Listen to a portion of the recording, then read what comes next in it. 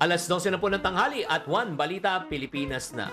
May naipon ka na ba ngayong pamasko? Ang tanong, saan mo ilalagay ito? Kung hindi mo alam, pag-usapan natin to.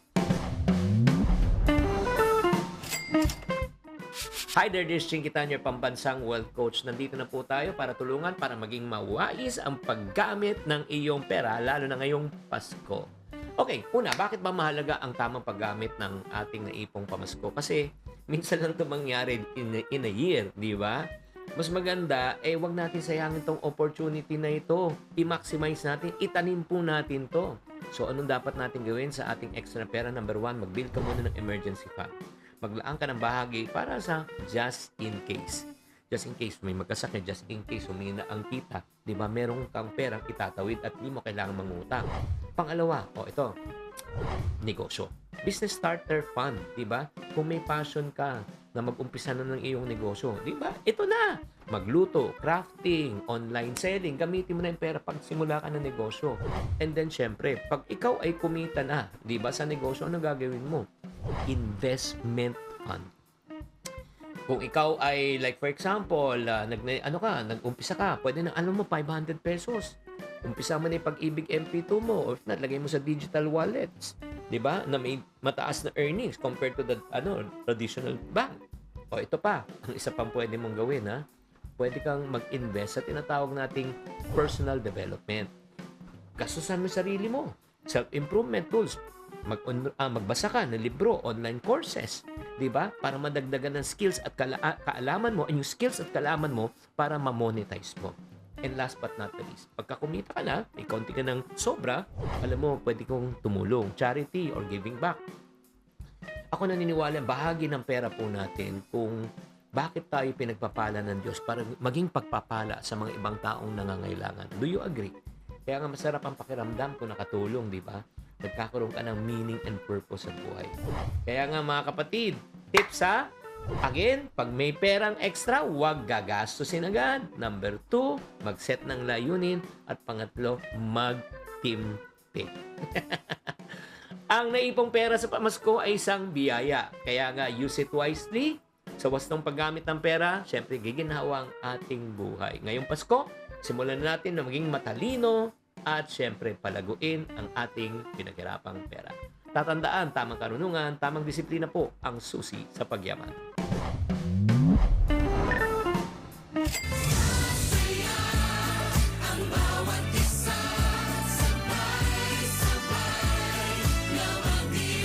Mobile Journal Kayla Makandan po, bumabati ng maligayang Pasko at manigong bagong taon saan mang panig po ng mundo at nawa maging mas matatag pa po tayong mga Pilipino bilang isang nasyon at nawa magkaroon na ng pagmamahal at kapayapaan saan mang panig ng mundo. Hello po, ako po si R.R. Tubise, mobile journalist ng Signal. Maligayang Pasko at manigong bagong taon po sa inyong lahat. Merry Christmas and Happy New Year mga kapatid. Mobile journalist Mary Mon Reyes po na wini-wish at pinagdarasal na sana for 2025 lahat tayo ay malakas, puno ng pagmamahal at kasama ang ating mga mahal sa buhay. At the same time, lahat ng pangarap at ambisyon natin, makukuha natin. Merry Christmas at Happy New Year po sa inyong lahat. This is Mobile Journal Ivan Tarinque na nagsasabi na sana ay tuloy-tuloy yung blessings na makuha natin sa darating na taon. At sana dapat laging healthy. Hindi lang yung ating katawan, pati na rin yung ating katawan ng ating pamilya. Maligayang Pasko at manigong bagong taon po sa ating lahat. Ako po si mobile journalist Yeda Pascual. Wishing everyone a season that's merry and bright with the light of God's love. Have a joyful Christmas! Ako po ang inyong si Pops J. Taruk na bumabati ng isang maligayang Pasko at isang manigong bagong taon para sa ating lahat. Ang Christmas wish ko lang napapanahon, no? Sana matapos na yung mga awayan, yung mga bangayan. Sana magkaisa-isa na tayong lahat para magkaroon naman tayo ng isang mapayapa at tahimik na Kapaskuhan para maging mas manigo ang ating bagong taon. So yun lang ang aking munting kahilingan ngayong Pasko.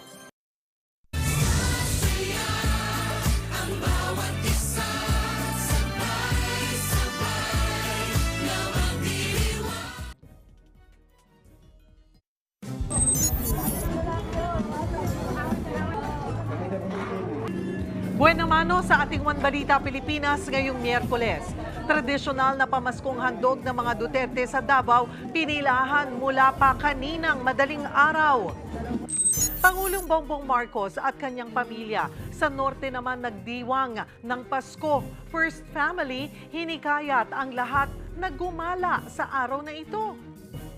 Ang problema naman, maulan ang araw ng Pasko. Ang ilan sa mga kapatid natin inabot pa ng Pasko sa transport terminals sa pag-aabang ng masasakyan paluwas ng kani-kanilang probinsya. Sa kabila ng pag-aalboroto ng Bulkang Kanlaon, mga residente roon tuloy pa rin ang pagdiriwang ng Pasko. Kumusta na nga ba ang kanilang sitwasyon? At Metro Manila Film Festival na. Kukumustahin natin ang sitwasyon sa sinihan live. Balitang mainit-init pa! Yan ang latest sa showbiz sinihan. Ngayong tanghalian, kasalo si Cheryl Cosset. One Balita Pilipinas!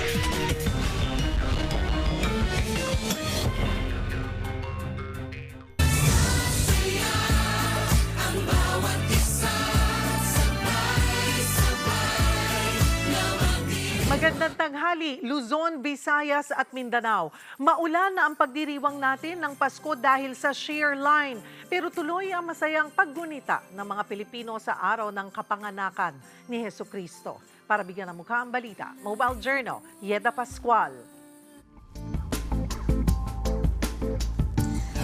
Maulang panahon ang sumalubong sa Kapaskuhan dito sa Metro Manila.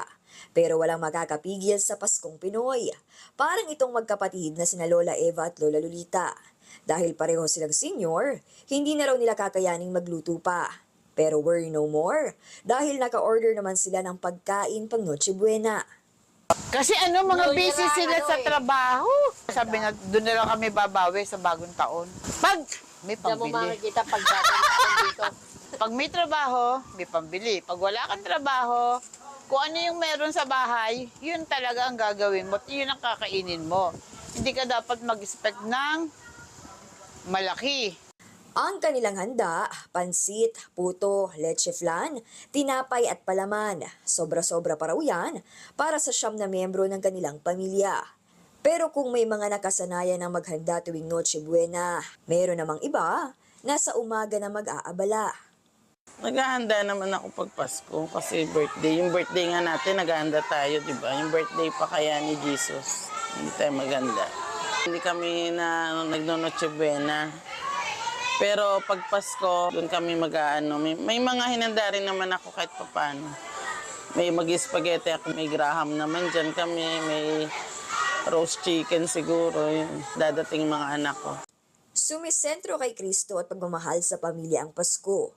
Kaya para sa isang ina na namatayan ng anak ngayong taon, kahit malungkot, tuloy pa rin daw ang Pasko. May linuto naman ako kasi may 2 pa naman bata. So may kunting salo-salo din naman talaga.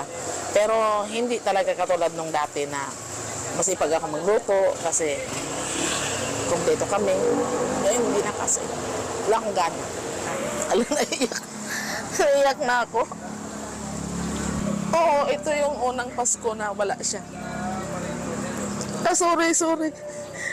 Pero kung pasayahan lang naman sa pagsalubong sa Pasko, ang Labrador family hindi raw pahuhuli. Bukod sa inihandang Noche Buena, may inuman at palaro pa sila para sa buong pamilya. Mayroon po kaming konting salo-salo, meron kaming lasagna, tinapay, and naubos na yung iba, yung hamonado and hotdogs and baked macaroni. Si ate nagluto, si mama, lahat. Buong family. Sobrang saya. Basta kumpleto kami, sobrang saya. Ang grupo naman na ito, imbis na kainan, inuman ng trip sa pagsalubong sa Pasko. Si Christopher, bukod sa sariling pamilya, kasama niya rin sa pag-celebrate ang kanyang mga katrabaho. Kasama ko po yung mga katrabaho ko, yung mga kapamilya ko. So, kamusta naman po ang Pasko ngayong taon? Sobrang saya! Sobrang saya! Merry Christmas! Ang tunay na diwa ng Pasko ay pagbibigayan at pagmamahalan. May regalo o wala, marami mang handa o kaunti. At sa kabila ng mga pinagdaanang hamon sa buhay, tayong mga Pinoy patuloy na bumabangon alang-alang sa ating mga mahal sa buhay. Merry Christmas po sa inyo lahat and Happy New Year! Merry Christmas, mga kapatid! Mobile Journal Yeda Pascual po. Maligayang Pasko, mga kapatid. Apektado ng pag-ulan na ang mga maliliit na negosyo sa Luneta ngayon. Mula sa Rizal Park, live na magbabalita si Mobile Journal, Francis Orso. Francis, abay kahit umuulan, may mga tao pa rin bang pumupunta dyan? Cheryl, ito nga daw, pabugso-bugsungan ang buhos ng ulan mula pa kaninang umaga. Hindi pa patinag ang mga kapatid natin na bumisita at mag-celebrate ng Pasko dito sa Luneta Park sa Maynila. Kanya-kanyang bit-bit ng payong ang mga turistang bumibisita ngayon sa Luneta Park. Yun nga lang, dahil sa lakas ng ulan at tuloy-tuloy na buhos nito mula pa kaninang umaga, naantala ang plano ng ilang mga pamilya na gusto sanang mag-picnic dito. Maski ang mga pop-up bazaars ng pagkain at ilang pangpasalubong, matumal din ang benta. Kaya may mga food stalls na hindi na raw magbubukas ng tinda dahil sa buhos ng ulan. Pero ayon naman sa ilang mga nakausap nating turista, sulit pa rin ang merry at masayang bonding ng mga magkakapamilya, mga magkakasintahan at magbabarkada. Ang mahalaga naman daw kahit maulan ay kasama nila ang mga mahal sa buhay. Ayon sa National Parks Development Committee ng Luneta Park, kung magtutuloy-tuloy ang ulan hanggang mamayang hapon at gabi, di malabong mas kakaunti ang turista ngayong araw ng Kapaskuhan. Kahapon, naitala ng park management ang aabot sa mahigit 23,000 na nagdiwang ng Noche Buena sa Luneta. Sa kabila ng buhos ng ulan, tuloy pa rin daw ang Lights and Water Fountain Show dito sa Luneta pagsapit ng alas 6 ng gabi mamaya. Sinisiguro rin ng park management na ligtas ang mga bibisita rito. Nakakalat at nakadeploy ngayon ng security personnel ng parke, PNP, Philippine Coast Guard at Philippine Army. Sa mga nais bumisita at mamasyal ngayong Christmas Day, bukas ang Luneta Park mula alas 5 ng umaga hanggang mamayang alas 11 ng gabi. Basta't ang paalala, huwag kalilimutan ang pananggalang sa ulan tulad ng payong at kapote. Cheryl, nagbibigay naman ng paalala ang pamunuan ng parke para sa mga bibisita pa hanggang mamayang gabi dito sa Luneta Park. Yan yung mga ipinagbabawal nilang dalhin tulad na nga lang ng mga alcoholic beverages o alak. Bawal din yung pagdadala ng mga matutulis at matatalim na bagay tulad ng kutsilyo, ng cutter o ng gunting. Bawal din dito yung pag-vape o paninigarilyo. So yan yung mga ilan sa dapat tandaan para dun sa mga pamilya at gusto pang pumunta dito sa Luneta Park kahit nga maulan, Cheryl. Pero Francis, di ba, yung lagay, yung itsura ng kalangitan natin, mukhang matagal na ulan ang mararanasan natin eh. Yes, actually tama ka, Cheryl. Kung babanggitin natin yung report din mula sa Pag-asa, talagang magtutuloy-tuloy itong light to moderate or up to heavy rains nga na pag-ulan dahil dito sa epekto ng shear line o yung weather system na nagsasalubungan yung mainit at malamig na hangin. Kaya dito sa buong Metro Manila, kabilang itong lungsod ng Maynila, talagang makakaranas ng mga pabugso-bugsong ulan hanggang mamayang gabi yan, Cheryl. Pero bukas ba daw? Ano ba ang nakuha natin din sa Pag-asa? Baka you're updated na mag-i-improve na ba ang ating panahon bukas? Cheryl, patuloy pa rin kasi itong epekto ng shear line. Kasi sa ngayon, mas lumakas pa yung epekto niyan. Kung yung mga nakaraang araw talagang naapektuhan lang nitong shear line ay dito sa may bahagi ng Quezon Province, sa may Bicol Region. Pero ngayon, mas lumawak pa yung kaulapan na sakop nitong shear line. Kaya maski dito sa Metro Manila at Central Luzon, nakakaranas na ng pabugso-bugso at malalakas na buhos ng ulan. Actually, dito sa may bahagi ng Central Luzon at sa may eastern part ng Luzon, hanggang up to 100 to 200 millimeters ng ulan or yung heavy rainfall yung nararanasan nila. At nakikita natin na sabi ng Pag-asa, hanggang sa mga susunod na araw ay patuloy yung epekto ng shear line, Cheryl. Alright, maraming salamat. Mobile Journal, Francis Orso. Sa transport terminal na sumalubong ng Pasko ang ilang kapatid nating biyahero. Stranded ang ilan sa kanila sa Parañaque Integrated Terminal Exchange o PTEX. Wala na kasi silang masakyang bus patungong Naga, Bicol dahil fully booked na.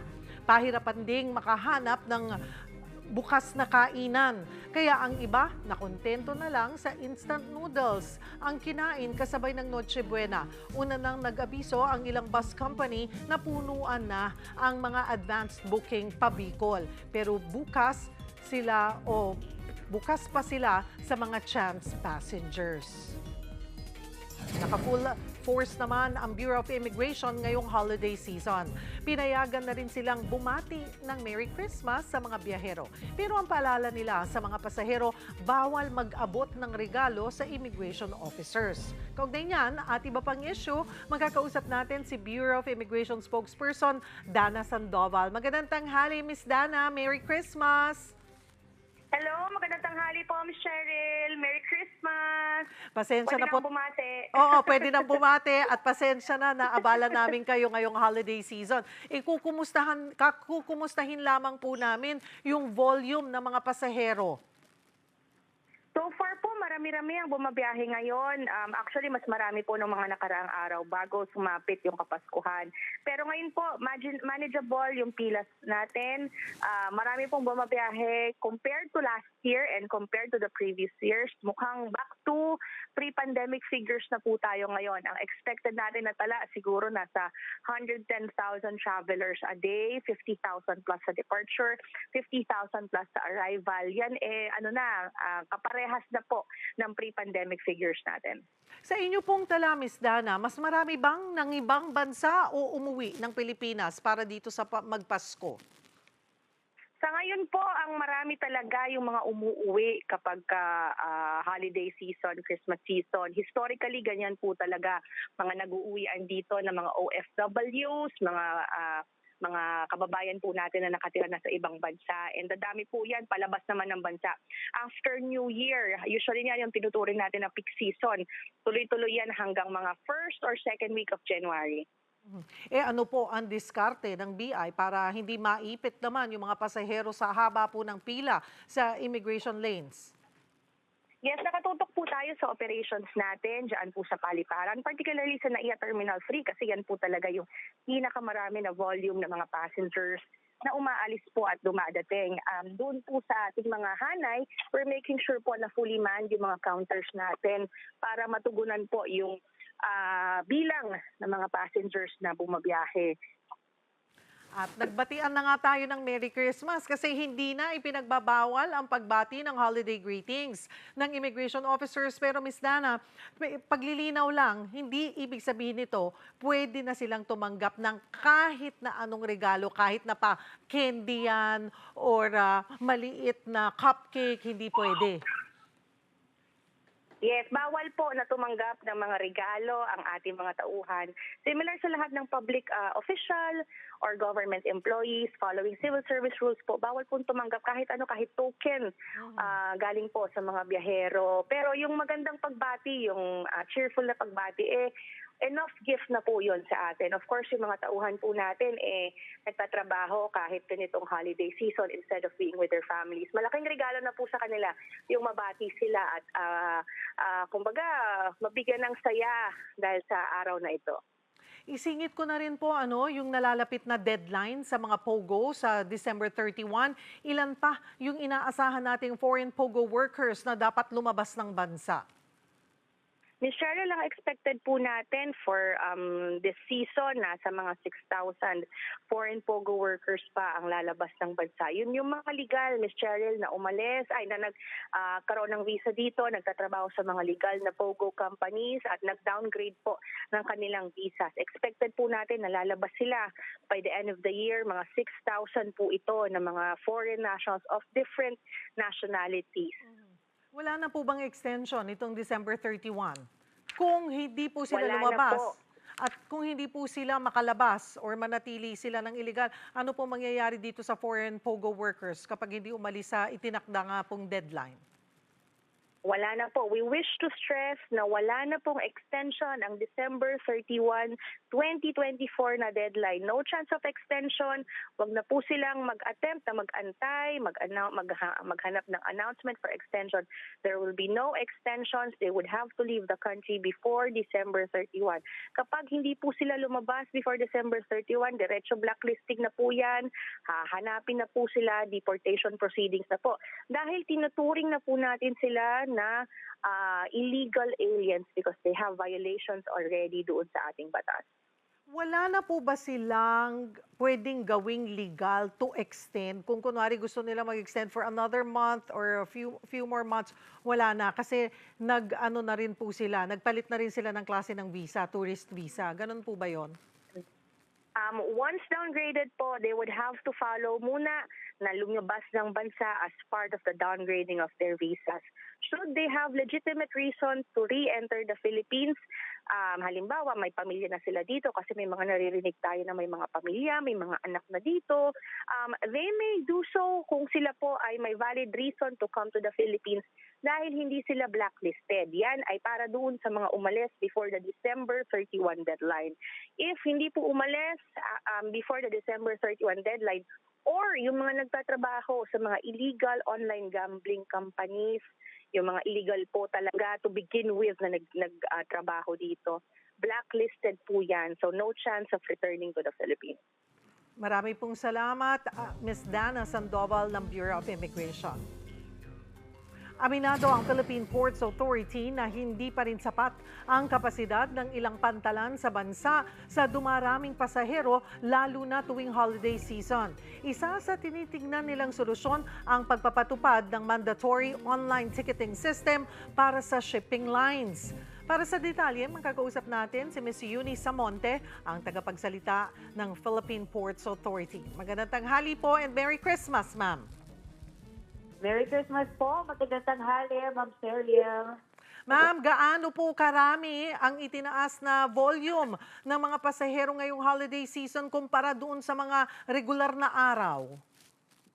Nako, right now po, we are already reaching our 2 million passengers sa ating mga pantalan nationwide. That is from December 15 hanggang 6 a.m. po kanina ngayon, December 25. Ang ating po ine-expect around 4.5 million passengers, but now nakakakalahati na rin po tayo. Isa po itong malaking bilang ng ating mga pasahero ngayon kumpara ng mga nakaraang season. Especially dahil hindi po sila nakabiyahe itong undas. Kaya ngayon po ang dagsa talaga ng mga pasahero dahil mas mahaba din yung holiday ngayong Disyembre po. Ano-ano po yung mga na-encounter nating problema ngayong peak season? Yes, ngayong peak season po, ang isa talaga sa ating pinaka-challenge ngayon ay yung kakulangan ng mga barko. Dahil ang mga pantalan po natin, kung mapapansin, ay pinalawak naman na po. Dinagdagan na po yung mga passenger seating capacity. Pinaluwag na rin po yung mga passenger terminal natin. Pero ang kailangan talaga po ay barko dahil hindi po naiipon yung mga pasahero sa ating pantalan at tuloy-tuloy po yung daloy ng mga pasahero, yung mga pupunta at aalis. Dapat po sapat ang barko. At yun po yung pinapanawagan naman ng PTA sa Department of Transportation at saka po sa Marina. Isa ang mandatory online ticketing system sa nakikita ninyong paraan para makontrol yung dami ng pasahero. Kailan ho ito posibleng ipatupad? Tama po yan, kasi ang ating mga pasahero ngayon sa ating pantalan, isa sa mga challenges ay yung mga pasahero na wala pa pong ticket pagdating ng pantalan and they would have to fall in line with mga ticketing booth na meron po tayo sa mga pero tandaan po natin na PTE po hindi sakop sa kanyang mandato. Kung maaari po ay po magkaroon ng mga mandatory na online ticketing system sa mga shipping lines dahil para po pagpunta ng mga tao, designated na po kaagad kung saan sila pupunta at hindi na po sila kailangan pumila. Ang nangyayari po kasi sa ngayon, yung mga tao na wala pang ticket ay doon pa pipila kaya po humahaba yung pila at yung iba pong shipping lines ay wala pong online booking system kaya kinakailangan talaga po pumili ng mga pasahero. So ngayon po ay uobligahin nyo na yung mga kumpanya pong ito na magkaroon na ng online. Yan po ang panawagan ni PTA General Manager. Pero lines po kasi ay PTA kundi sa SINA po at saka po sa DOTR pero mas maganda po sa kanila pong magmula yung Yung initiative po na ito, bagamat kami po kasi sa Pantalan, kami yung nagkikater ng mga tao na hindi pa nakakaalis. So sa amin din po naiipon yung mga hindi pa nakakabili ng ticket. So mas maganda po na meron na po initiatives ang ibang bahagi po ng gobyerno. Kanina po nabanggit nyo na isa sa mga challenges ay kakulangan sa biyahe. So may kakayanan po yung ating port ng mas maraming biyahe, kaya lang wala pong barko? Tama po yan. Ang ating pong General Manager Jason Sago, nagbigay na rin po ng pahayag na tuloy-tuloy naman po yung pasok at labas ng mga tao kung tuloy-tuloy din po yung dating ng barko. Like for example po, sa Batangas Port, marami talaga pong pasahero dyan at marami din po yung mga uuwi papuntang Mindoro. Pero ang nangyayari po kasi kakaunti yung barko kumpara sa dami ng pasahero. Kaya mas maigi po na magdagdag sana ng barko. At yan po yung panawagan ng PPA dahil for example po sa Batangas Port, yung ating passenger terminal from 3,000 seating capacity, ngayon 8,000 seating capacity na po yan. Nilagyan na rin ng mga restaurant at saka po pinaluwag na din. So kumbaga, ang mga Pantalan po ay sapat at mas pinalawak na. Ang kailangan po ay dagdag na barko dahil ang Pantalan naman po ay hindi umaalis na po. Yung barko talaga po ang kailangang madagdagan. Ano po ang tugon dito ng mga kumpanya? Baka po wala na rin po talaga silang maidagdag na barko. Ang PPA po ay nananawagan din sa DOTR at saka po sa Marina na sila po ang mag-implement po nito at hindi naman po under ng PPA ang mga shipping lines. So, mas maganda po kung sa kanila po mismo magmula yung inisyatiba. Panghuli na lamang po ma'am, paalala na lang po muli sa mga pasahero na hahabol pa ng biyahe para sa bagong taon at mga uuwi galing bakasyon.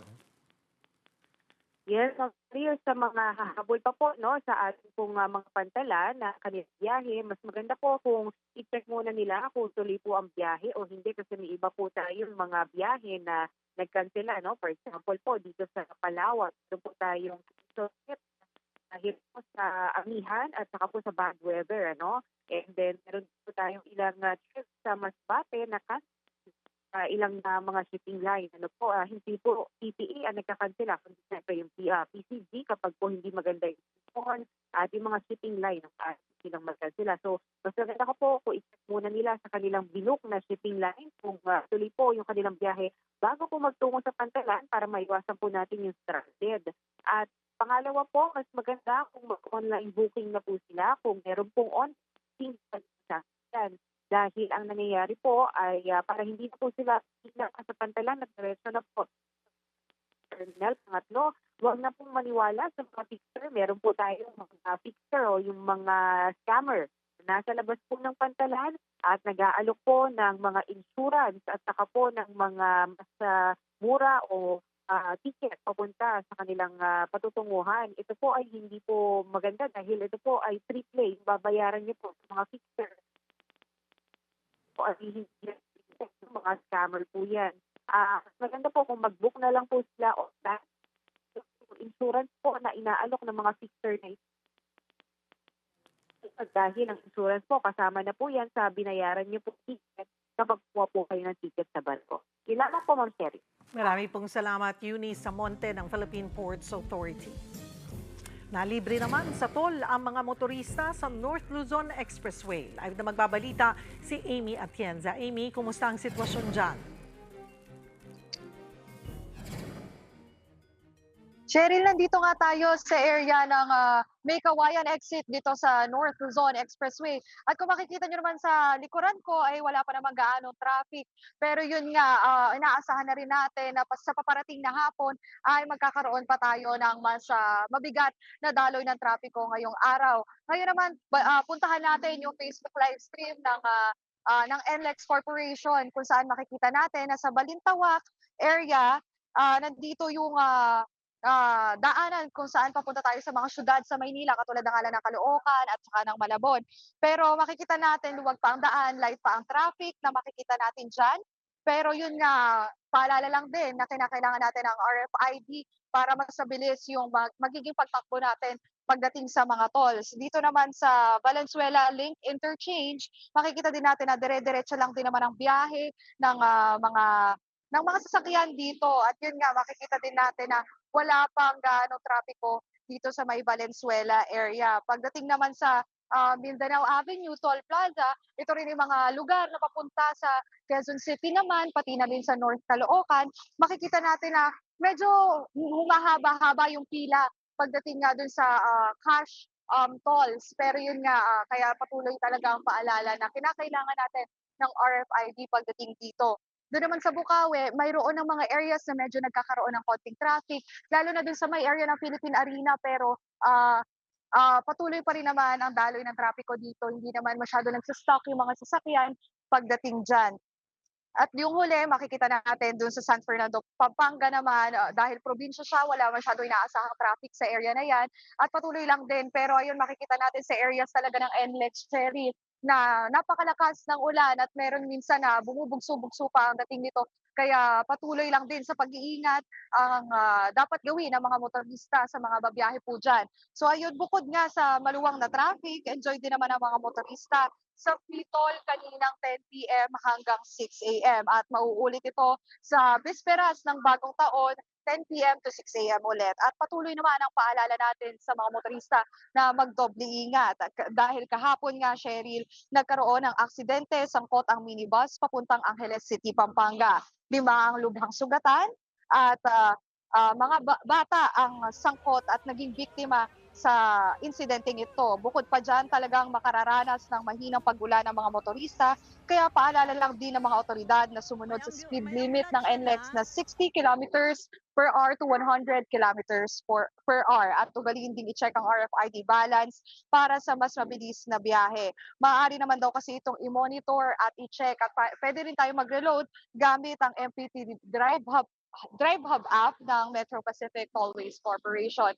Cheryl, para naman sa monitoring ng trapiko, lalo mamaya ay inaasahan nating kakapal muli ang mga motorista. Patuloy din naman daw ang Facebook live stream ng NLEX Corporation para sa mga gusto pang bumiyahe ngayong araw. Cheryl? Maraming salamat, Mobile Journal, Amy Atienza.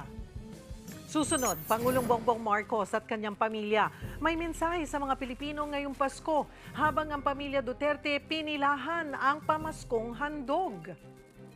At mga tindahan ng paputok sa Bukawi, Bulacan nagsimula ng maghanda para sa bagong taon. Kukumustahin natin ang sitwasyon dyan live. Yan at iba pa sa pagbabalik ng One Balita Pilipinas.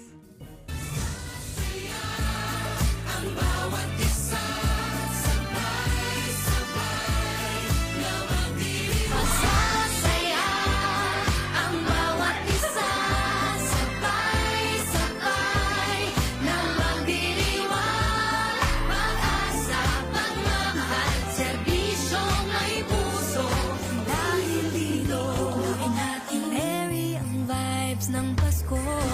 Merry ang vibes ng Pasko. Saya ang bawat isa, sabay-sabay na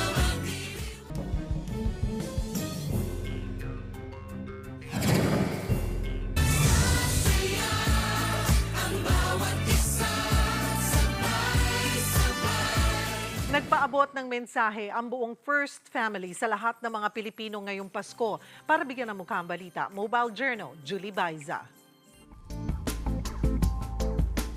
Ang Pasko sa Pilipino ay pagmamahalan at pagbibigayan. Ang Pasko sa Pilipino ay pamilya. Iyan ang mensahe ni Pangulong Bongbong Marcos ngayong araw ng Pasko. Sabi ng Pangulo, panahon ito para maramdaman ang malapit na presensya ng may kapal sa ating buhay.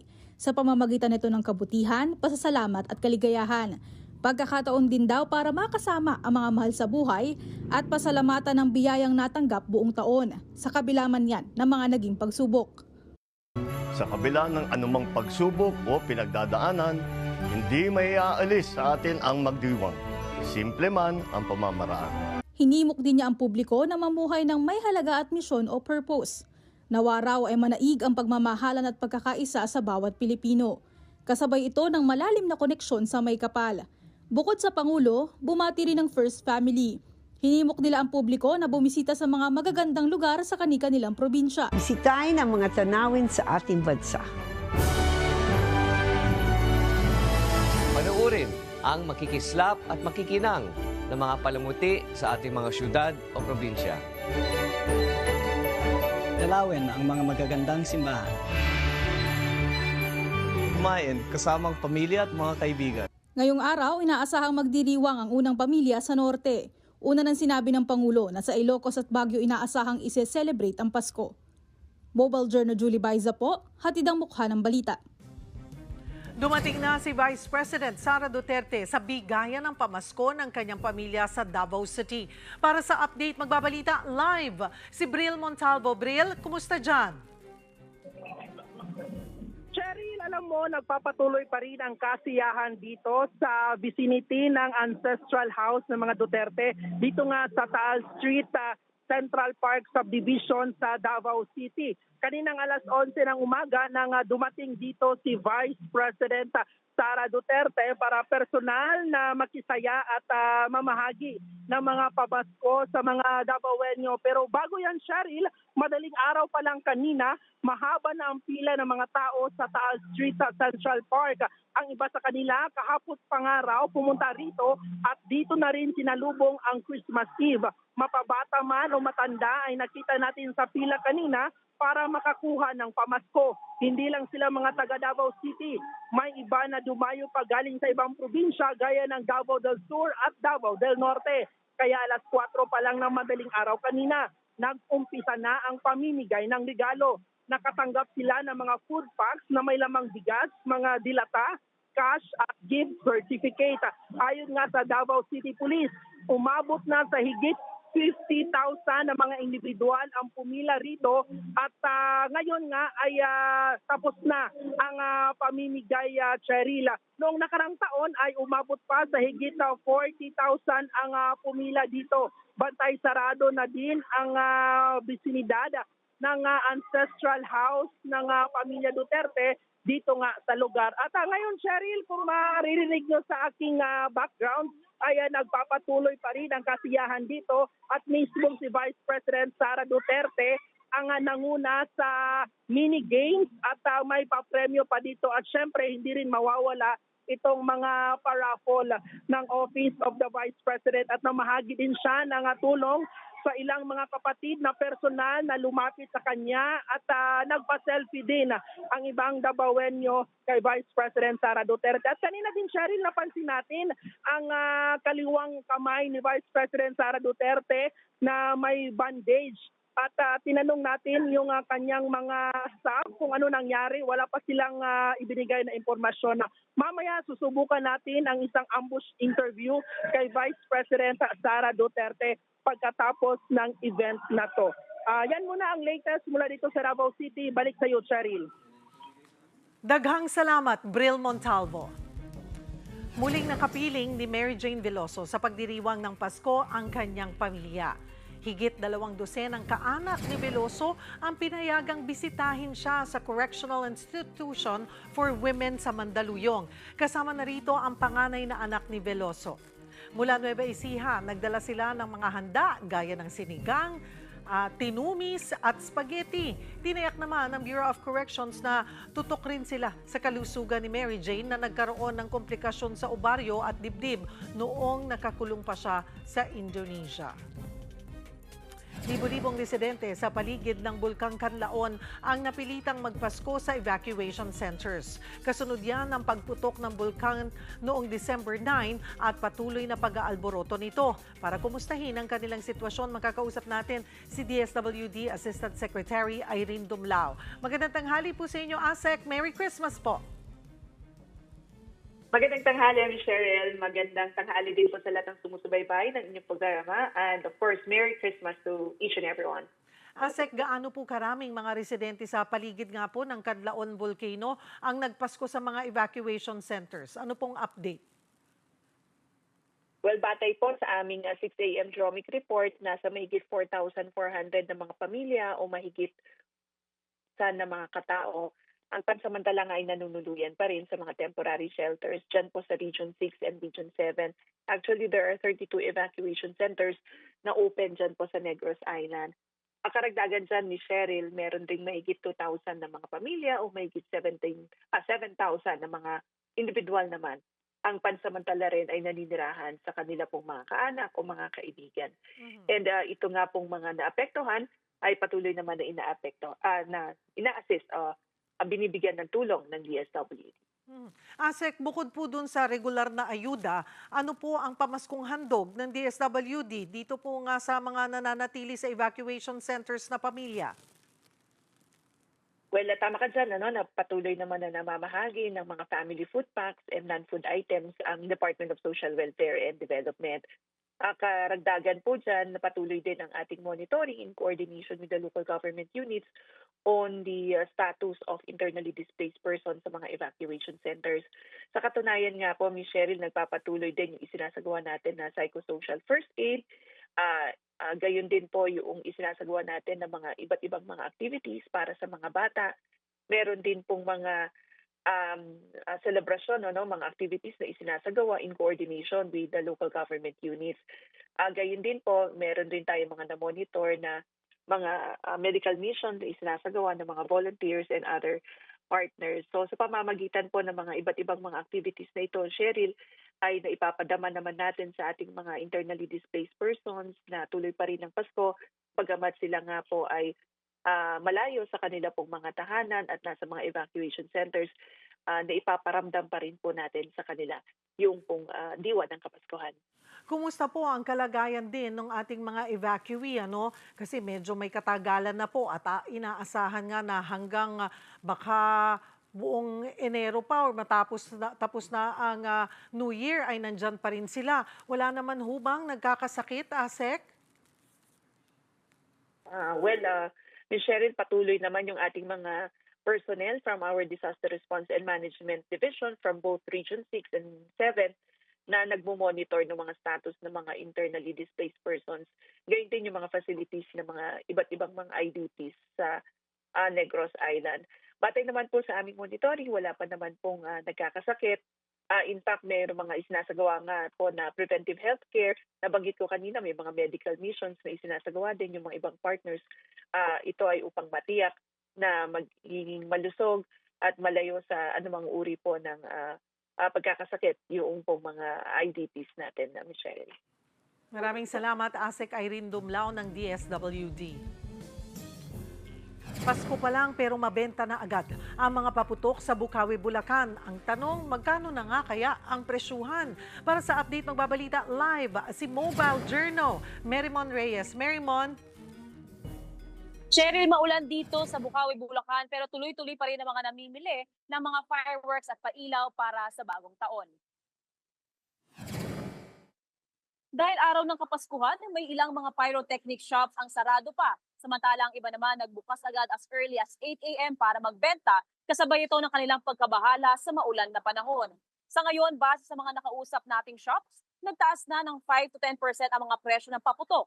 Ang mga aerial shots, iikot na sa 600 piso hanggang 2,000 piso. Ang inaabangang sawa, posible na ring mabili sa halagang 300 to hanggang 400 para sa 200 rounds. 450 pesos naman to 600 ang 500 rounds at 750 to 900 pesos naman ang 1,000 rounds at 3,000 piso ang 5,000 rounds. Tataas na ng 50 to 100 pesos naman ang Judas belt na nasa 180 pesos kada 100 rounds. Nananatili pa ang presyo ng maliliit na fountain na nasa 18 to 25 pesos habang ang malalaki naman ay nasa 80 to 130 pesos. Ang patok na paguding, 250 pesos. Ang crackling fountains naman, depende sa laki at tagal, ay 250 pesos to 1,500. Pumapatak pa rin sa 45 hanggang 55 kada pack ang silver at color luces. 450 pesos to 500 pesos naman kada pack ang bawang at 6 to 10 pesos naman ang bawat piraso ng quickies. Pero para sa mga mamimili, mabuting bumili na raw hanggat mayroon pang stocks dahil nagkakaubusan na sa supply ang mga ito at mahihirapan ng humabol pa ng gawa ng paputok. Inilabas din ng Philippine National Police ang listahan ng mga ipinagbabawal na paputok tulad ng Piccolo, Bin Laden, Super Lolo, Goodbye Philippines, Yolanda at Giant Whistle Bomb. Cheryl, mananatiling bukas ang lahat ng tindahan hanggat mayroon para mamimili hanggang December 31. Samantala, 70 naman na fireworks-related injuries ang naitala ng Department of Health simula December 22 to 23 sa buong bansa. Cheryl. Maraming salamat, Mobile Journal, Merymon Reyes.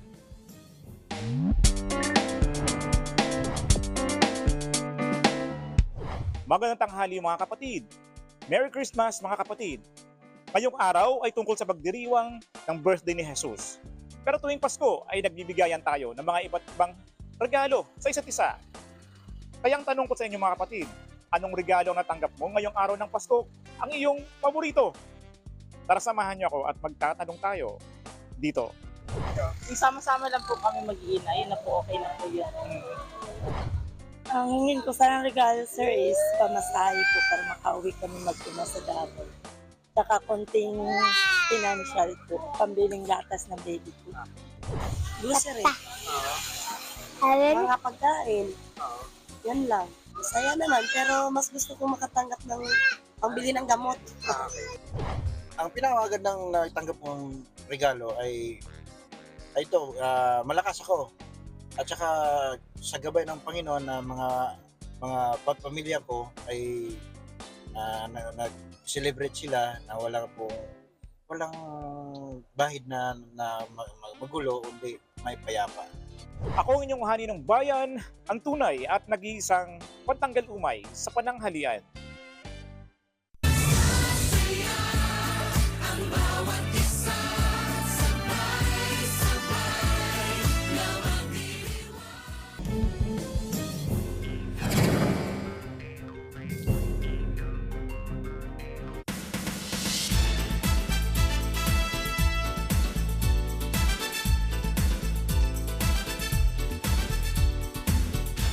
O alam mga kapatid, the wait is finally over dahil ngayong Pasko na rin. Simula ng 50th Metro Manila Film Festival at isa nga sa pinaka-aabangan ng pelikulang The Kingdom. Syempre may update tayo tungkol dyan. Magbabalita mula sa isang mall sa Mandaluyong, si Mobile Journal, Kayla Makantan.